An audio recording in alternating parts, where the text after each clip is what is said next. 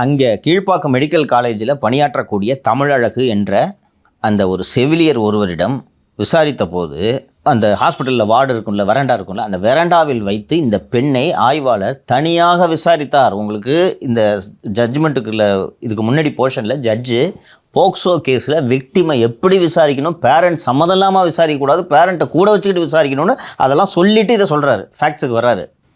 காரிடாரில் வச்சு அந்த woman inspector தனியாக 10 வயசு குழந்தை 10 வயசு குழந்தை விசாரித்திருக்கிறார் என்பது தெரிய வருகிறது. லிஃப்ட் அருகே வைத்து விசாரித்திருக்கிறார் என்பது தெரிய வருகிறது. அக்யூஸ்டோட பெயர் 30/8/2024 அன்றே தெரிந்தாலும் 12 நாட்கள் கழித்து 12/9/2024 அன்று தான் இதில் சம்பந்தப்பட்டவர் கைது செய்யப்படுகிறார். The videograph of the recording of the victim girl was aired in social media. Social மீடியாவுக்கு எப்படி வந்துச்சுன்னு கேட்டால் போலீஸ் சொல்கிற பதிலை சொல்கிறேன் நான்.